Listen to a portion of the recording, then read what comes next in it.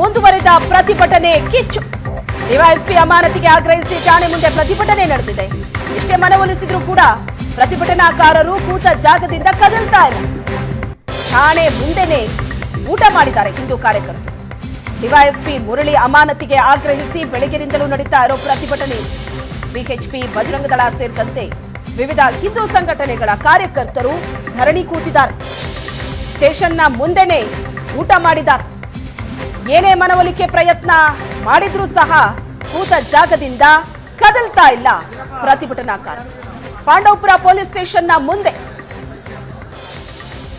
ಹಿಂದೂ ಸಂಘಟನೆಗಳ ಕಾರ್ಯಕರ್ತರು ನಡೆಸ್ತಾ ಇರೋ ಧರಣಿ ಇದು. ಅಲ್ಲೇ ಕೂತು ಊಟ ಮಾಡ್ತಾ ಇದ್ದಾರೆ. ಪ್ರತಿಭಟನೆ ಕೈ ಬಿಡಿ ಅಂತ ಏನೇ ಮನವಿ ಮಾಡಿದ್ರು, ಎಷ್ಟೇ ಮನವೊಲಿಸಿದ್ರು ಕೂಡ ಯಾರು ತಲೆ ಕೆಡಿಸ್ಕೊಂಡಿಲ್ಲ. ಕೂತ ಜಾಗದಿಂದ ಕದಲ್ತಾ ಇಲ್ಲ. ಧರಣಿ ನಡೆಸ್ತಾ ಇದ್ದಂತ ಜಾಗದಲ್ಲೇ ಕೂತು ಊಟ ಮಾಡಿದ್ದಾರೆ. ಮತ್ತೆ ಧರಣಿಯನ್ನ ಮುಂದುವರೆಸಿದ್ದಾರೆ. ಡಿವೈಎಸ್ಪಿ ಅಮಾನತಿಗೆ ಆಗ್ರಹಿಸಿ ಪೊಲೀಸ್ ಸ್ಟೇಷನ್ನ ಮುಂದೆನೆ ನಡೀತಾ ಇರೋ ಪ್ರತಿಭಟನೆ ಇದು. ಠಾಣೆ ಎದುರಲ್ಲೇ ಕೂತು ಊಟ ಮುಗಿಸಿದ್ದಾರೆ. ಬೆಳಗಿನಿಂದಲೂ ನಡೀತಾ ಇರೋ ಪ್ರತಿಭಟನೆ. ಬಿಎಚ್ಪಿ ಬಜರಂಗದಳ ಸೇರಿದಂತೆ ವಿವಿಧ ಹಿಂದೂ ಸಂಘಟನೆಗಳ ಕಾರ್ಯಕರ್ತರು ನಡೆಸ್ತಾ ಇರುವಂತಹ ಪ್ರತಿಭಟನೆ ಇದು. ಘೋಷಣೆಯನ್ನ ಕೂಗ್ತಾ ಇದ್ದಾರೆ. ಡಿವೈಎಸ್ಪಿ ರಾಜೀನಾಮೆ ಕೊಡಬೇಕು ಅಂತ ಒತ್ತಾಯಿಸ್ತಾ ಇದ್ದಾರೆ. ಡಿವೈಎಸ್ಪಿ ಅಮಾನತಿಗೆ ಪ್ರತಿಭಟನಾಕಾರರು ಆಗ್ರಹಿಸಿದ್ದಾರೆ. ಹಿಂದೂ ಸಂಘಟನೆಗಳ ಪ್ರತಿಭಟನೆಗೆ ಮಣಿದ ಪೊಲೀಸರು. ಡಿವೈಎಸ್ಪಿ ಮುರಳಿ ಹಾಗೂ ಇನ್ಸ್ಪೆಕ್ಟರ್ ವಿವೇಕಾನಂದ್ ವರ್ಗಾವಣೆ. ಪಾಂಡವಪುರ ಆರ್ಎಸ್ಎಸ್ ಕಚೇರಿಗೆ ಶೂ ಧರಿಸಿ ತೆರಳಿದ್ದಂತ ಪೊಲೀಸರು. ಹಿಂದೂ ಸಂಘಟನೆಗಳ ಪ್ರತಿಭಟನೆಗೆ ಪೊಲೀಸರು ಮಣಿದಿದ್ದಾರೆ. ಪ್ರಕರಣ ಸಂಬಂಧ ಸುಮೋಟೋ ಕೇಸ್ ಹಾಕಲಾಗುತ್ತೆ. ತನಿಖೆಗೆ ಹೆಚ್ಚುವರಿ ಎಸ್ಪಿ ನೇತೃತ್ವದಲ್ಲಿ ತಂಡ ರಚನೆ ಮಾಡಲಾಗುತ್ತೆ. ಡಿವೈಎಸ್ಪಿ ಮುರಳಿ ಮತ್ತು ಇನ್ಸ್ಪೆಕ್ಟರ್ ವರ್ಗಾವಣೆ. ಈಗಾಗಲೇ ಚರ್ಚೆ ಮಾಡಿದಂತೆ ಏನು ನಿನ್ನೆ ಸಂಜೆ ರಾತ್ರಿ ವೇಳೆ ಏನಾಯಿತು ಅದರ ಬಗ್ಗೆ ಸುಮೋಟವಾಗಿ ನಮ್ಮ ಪೊಲೀಸ್ ಕಡೆಯಿಂದ ಒಂದು ವಿಚಾರಣೆಯನ್ನು ಮಾಡಬೇಕಂತ ಹೇಳಿ ನಾವು ಈಗಾಗಲೇ ತೀರ್ಮಾನ ಮಾಡಿದ್ದೀವಿ. ಆ ವಿಚಾರಣೆಯಲ್ಲಿ ನಿನ್ನೆ ಏನೆಲ್ಲ ಆಯಿತು ಮತ್ತು ಏನೋ ವಿಡಿಯೋಸ್ ಇದ್ದಾವೆ ಅದನ್ನು ಸಹಿತ ಪರಿಶೀಲನೆ ಮಾಡಿ ಒಂದು ವರದಿ ಕೊಡ ಅಂತ ಹೇಳಿ ನಾವು ಒಂದು ಅಡಿಷನಲ್ ಎಸ್ಪಿ ರ್ಯಾಂಕ್ನ ಒಂದು ಅಧಿಕಾರಿ ಕಡೆಯಿಂದ ಒಂದು ತನಿಖೆಯನ್ನು ಮಾಡಬೇಕು ತೀರ್ಮಾನ ಮಾಡಿದ್ದೀವಿ. ಅದರ ಜೊತೆಗೆ ಈ ಒಂದು ಹಂತದಲ್ಲಿ ಈ ಒಂದು ವಿಚಾರಣೆ ನಡೆಯುವಾಗ ಯಾವುದೇ ರೀತಿಯ ಹಸ್ತಕ್ಷೇಪ ಆಗಬಾರದು. ಈ ಬಗ್ಗೆ ಹೆಚ್ಚಿನ ಡೀಟೇಲ್ಸ್ ಅನ್ನ ಕೊಡ್ತಾರೆ ನಮ್ಮ ಪ್ರತಿನಿಧಿ ಮಧುಸೂದನ್ ಸಂಪರ್ಕದಲ್ಲಿದ್ದಾರೆ. ಮಧುಸೂದನ್, ಡಿವೈಎಸ್ಪಿ ಅಮಾನತಿಗೆ ಬೆಳಗಿನಿಂದಲೂ ಕೂಡ ಹಿಂದೂ ಕಾರ್ಯಕರ್ತರು ನಡೆಸಿದಂತಹ ಧರಣಿ, ಒಟ್ಟಾರೆ ಈಗ ಏನೆಲ್ಲ ಆಗಿದೆ? ಶ್ವೇತಾ, ಏನು ಮಂಡ್ಯ ಜಿಲ್ಲೆ ಪಾಂಡವಪುರದಲ್ಲಿರ್ತಕ್ಕಂಥ RSS ಕಚೇರಿಗೆ ಶೂ ಧರಿಸಿ ಪ್ರವೇಶವನ್ನು ಮಾಡಿದಂಥ ಪೊಲೀಸರ ಕ್ರಮ ಏನಿತ್ತು ಆ ಕ್ರಮವನ್ನು ಖಂಡಿಸಿ ಇವತ್ತು ಬೆಳಗ್ಗೆಯಿಂದನೂ ಕೂಡ ಮಂಡ್ಯದ ಪಾಂಡವಪುರದ ಪೊಲೀಸ್ ಠಾಣೆ ಮುಂಭಾಗದಲ್ಲಿ ವಿವಿಧ ಕನ್ನಡ ಪರ ಹಿಂದೂ ಪರ ಸಂಘಟನೆಗಳು ನಡೆಸ್ತಾ ಇದ್ದಂಥ ಧರಣಿ ಏನಿದೆ, ಧರಣಿ ಸದ್ಯಕ್ಕೆ ಫಲಪ್ರದ ಆಗಿರ್ತಕ್ಕಂಥದ್ದು. ಏನು ಧರಣಿಗೆ ಮಣಿದಿರ್ತಕ್ಕಂಥ ಪೊಲೀಸರು ಏನಿದ್ದಾರೆ ಆ ಘಟನೆಗೆ ಕಾರಣೀಕರ್ತರಾಗಿರ್ತಕ್ಕಂಥ ಅಂದರೆ RSS ಕಚೇರಿಗೆ ಶೂ ಧರಿಸಿ ತೆರಳಿದಂತಹ ಡಿವೈಎಸ್ಪಿ ಮುರಳಿ ಇರ್ಬೋದು, ಅದೇ ರೀತಿಯಾಗಿ ಸರ್ಕಲ್ ಇನ್ಸ್ಪೆಕ್ಟರ್ ವಿವೇಕಾನಂದ ಏನಿದ್ದಾರೆ ಅವರನ್ನ ತಕ್ಷಣದಿಂದ ಜಾರಿ ಬರುವಂತೆ ಕೂಡ ಇಲ್ಲಿಂದ ವರ್ಗಾವಣೆ ಮಾಡಿರ್ತಕ್ಕಂಥದ್ದು. ಜೊತೆಗೆ ಇಡೀ ಪ್ರಕರಣಕ್ಕೆ ಸಂಬಂಧಪಟ್ಟಂತೆ ಏನು ಜಿಲ್ಲೆಯ ಅಪರ ಪೊಲೀಸ್ ವರಿಷ್ಠಾಧಿಕಾರಿ ಏನಿದ್ದಾರೆ ಅವರ ನೇತೃತ್ವದಲ್ಲಿ ತನಿಖಾ ತಂಡವನ್ನು ರಚನೆ ಮಾಡಿ ಇರ್ತಕ್ಕಂಥ ವಿಡಿಯೋ ತುಣುಕುಗಳನ್ನು ಆಧರಿಸಿ ತನಿಖೆಯನ್ನು ನಡೆಸಿ ನಂತರದಲ್ಲಿ ಯಾರ್ದಾದ್ರೂ ತಪ್ಪುಗಳು ಕಂಡು ಬಂದಂಥ ಸಂದರ್ಭದಲ್ಲಿ ಅವ್ರ ಮೇಲೆ ಕ್ರಮವನ್ನು ವಹಿಸಲಾಗುತ್ತೆ ಅಂತ ಕೂಡ ಹೇಳಿದ್ದಾರೆ.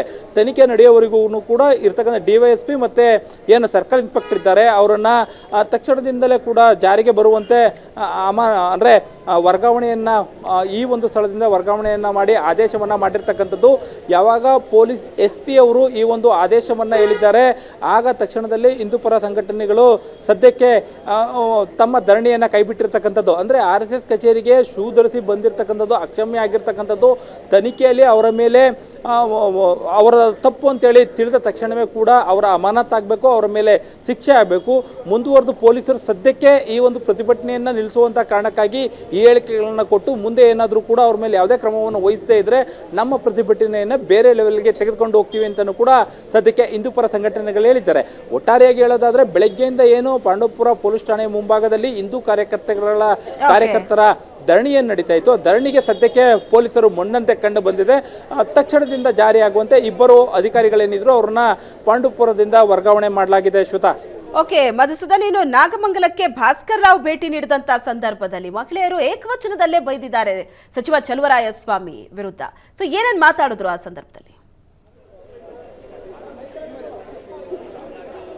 ಇನ್ನು ಶ್ವೇತ, ಇನ್ನು ಮತ್ತೊಂದು ಪಾಂಡವಪುರದ ಪಕ್ಕದ ತಾಲೂಕಾಗಿರ್ತಕ್ಕಂಥ ನಾಗಮಂಗಲ ಏನಿದೆ, ನಾಗಮಂಗಲದಲ್ಲೂ ಕೂಡ ಏನು ಗಣಪತಿ ವಿಸರ್ಜನೆ ವೇಳೆ ನಡೆದಂತಹ ಒಂದು ಕೋಮು ಗಲಭೆ ಏನಿತ್ತು, ಆ ಗಲಭೆ ಸಾಕಷ್ಟು ವ್ಯತಿರಿಕ್ತವಾದ ಪರಿಣಾಮವನ್ನು ಬೀರಿರ್ತಕ್ಕಂಥದ್ದು. ಇನ್ನು ಆ ಘಟನೆಗೆ ಅಂದರೆ ಗಲಭೆಗೆ ನಿಖರವಾದ ಕಾರಣವನ್ನು ತಿಳ್ಕೊಳ್ಳಿಕ್ಕೆ ಬಿಜೆಪಿಯಿಂದನೂ ಕೂಡ ಸತ್ಯಶೋಧನಾ ಸಮಿತಿಯನ್ನು ಕೂಡ ರಚನೆ ಮಾಡಿರ್ತಕ್ಕಂಥದ್ದು. ಆ ಸಮಿತಿಯ ಸದಸ್ಯರು ಇವತ್ತು ನಾಗಮಂಗಲಕ್ಕೆ ಭೇಟಿಯನ್ನು ಕೊಟ್ಟಿದ್ರು.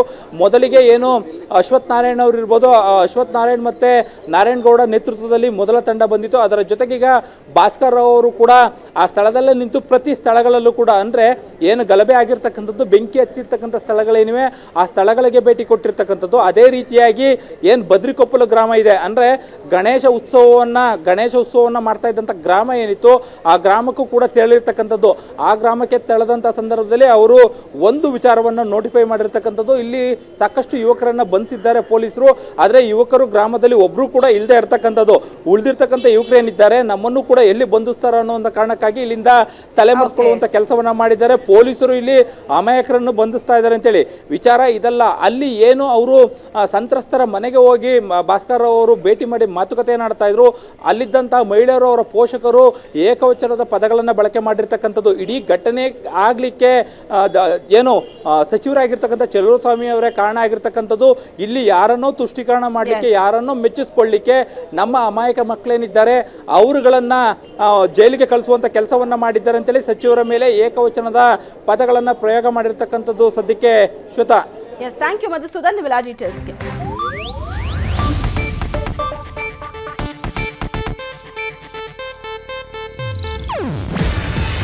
ಇದು ಏಷ್ಯಾನೆಟ್ ನ್ಯೂಸ್ ನೆಟ್ವರ್ಕ್ ಪ್ರಸ್ತುತಿ. ನೀವು ನೋಡ್ತಿದ್ದೀರಾ ಏಷ್ಯಾನೆಟ್ ಸುವರ್ಣ ನ್ಯೂಸ್.